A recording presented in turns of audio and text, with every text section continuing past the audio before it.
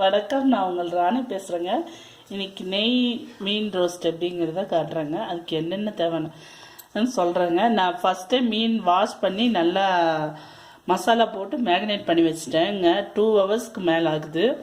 ஏன்னா அப்போ தான் அது நல்லா இதாகும்ட்டு மேக்னேட் பண்ணி வச்சுட்டேன். ஆனால் என்னென்ன போட்டுங்கிறது நான் உங்களுக்கு சொல்கிறேன்.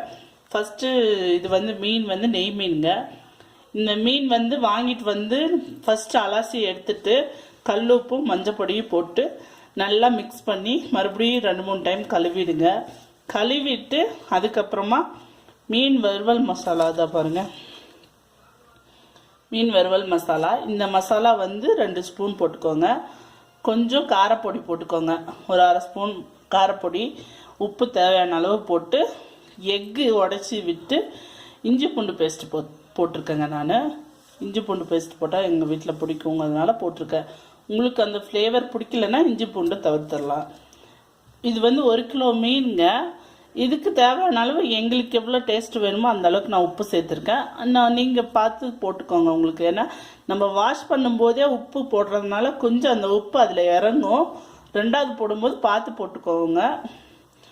அப்புறம் இந்த மசாலா எல்லாத்தையும் இஞ்சி பூண்டு பேஸ்ட்டு எல்லாம், இந்த மீன் வறுவல் மசாலா, மிளகாத்தூள், உப்பு எல்லாத்தையும் போட்டு முட்டை 2 முட்டை உடச்சி விட்டு மிக்ஸ் பண்ணிக்கோங்க கையில். ஃபஸ்ட்டு இந்த மசாலாலாம் நல்லா மிக்ஸ் ஆகிற மாதிரி மிக்ஸ் பண்ணிவிட்டு அதுக்கப்புறமா கழுவி வச்ச ஃபிஷ் இதில் போட்டு நல்லா மேக்னேட் மிக்ஸ் பண்ணி ஊற வச்சுடுங்க. 2 ஹவர்ஸ் நான் ஊற வச்சுருக்கேங்க. இப்போ இது டோஸ்ட் பண்ண போகிறோங்க. தோசை தவால தான் வச்சு டோஸ்ட் பண்ண போகிறோம். எப்படிங்கிறத பார்க்கலாம் வாங்க.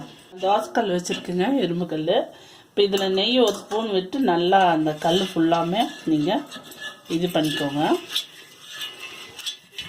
கல் ஃபுல்லாக தேய்ச்சி விட்டுக்கோங்க. கல் காய்ச்சிச்சுன்னா அடுப்பு கொஞ்சம் ஸ்லோ பண்ணி வச்சுக்கோங்க. ஃபிஷ்ஷு சீக்கிரமாகவே வெந்துடும் நமக்கு, ஆனால் கருகாமல் இருக்கணும்.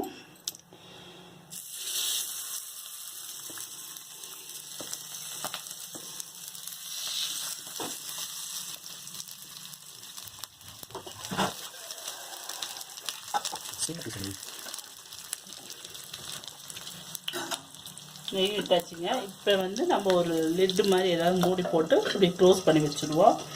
அது கொஞ்சம் வேகட்டும்.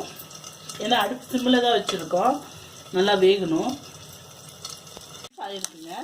இப்போ லைட்டாக இது அப்படியே பிடிச்சி திருப்புங்க. திருப்பும்போது பார்த்து,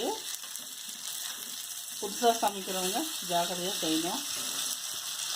ரொம்ப ஈஸிங்க, ஒன்றுமே இல்லை, ரொம்ப ஈஸி. பேச்சுலர்ஸ் எல்லாம் இது ஈஸியாக பண்ணிக்கலாம். நான் இந்த மீன் மசாலா போட்டிருக்கேன். நீங்கள் கடையில் விற்கிறது எனிதிங் மசாலா போட்டுக்கோங்க. அதில் உப்பு காரம் இருக்கும், அதனால் பார்த்து சேர்த்துக்கோங்க.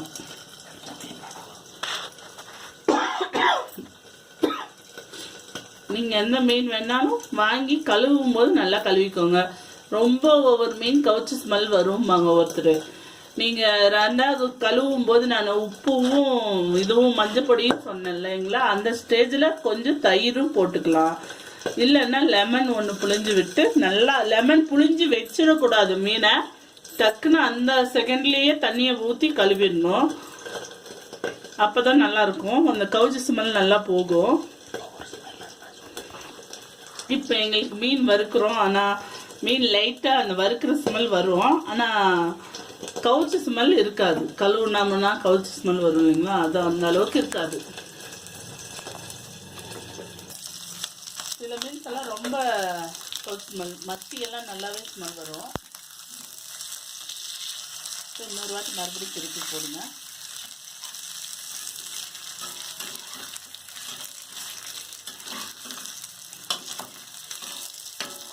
இது ஒரு 2 நிமிஷம் இருக்கட்டும்.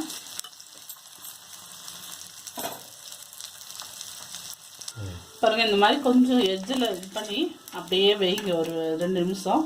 அந்த எக்ஸ்ட்ரா இருக்கிற நெய்யெல்லாம் அதில் வடிஞ்சிடும். அதுக்கப்புறம் நம்ம பிளேட்டுக்கு மாற்றிக்குவோம். சூப்பரான ஃபிஷ் டோஸ்ட் ரெடி ஆயிடுச்சுங்க.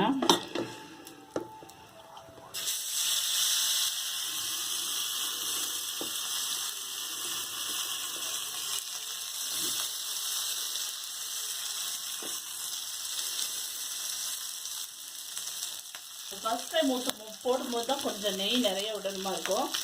ரெண்டாவது டைமுக்கு அவ்வளோ தேவைப்படாது. அவ்வளோதான், க்ளோஸ் பண்ணுவீங்க. நான் எல்லாத்தையும் டோஸ்ட் பண்ணிவிட்டு உங்களுக்கு காட்டுறேன். பாருங்கள், ரோஸ்ட் ரெடி ஆகிடுச்சு. நமக்கு நெய் இது மீனும் வந்து நெய் மீனுங்க. ரோஸ்ட் பண்ணதும் நம்ம நெய் விட்டு தான் ரோஸ்ட் பண்ணியிருக்கோம். சுவையான டேஸ்டான ஆனியன் கட் பண்ணியிருக்கேங்க. வேணுன்னா நீங்கள் லெமன் புளிஞ்சு விட்டுக்கிறதுக்காக கட் பண்ணி வச்சுருக்கேன். லெமன் புளிஞ்சு சாப்பிட்டா டேஸ்ட்டாக இருக்கணும், அதுக்காக தான். இது மாதிரி நீங்களும் வாங்கி செஞ்சு பார்த்துட்டு எப்படி இருந்துச்சுன்னு உங்கள் கமெண்ட்ஸை சொல்லுங்கள். இது மாதிரி மேலும் வீடியோஸ் பார்க்க என்னோட சேனலை சப்ஸ்கிரைப் பண்ணுங்கள், பெல் பட்டன் ப்ரெஸ் பண்ணுங்கள், கூடவே லைக் பட்டன் ப்ரெஸ் ஃப்ரெண்ட்ஸுக்கு ஷேர் பண்ணுங்கள். தேங்க்யூ.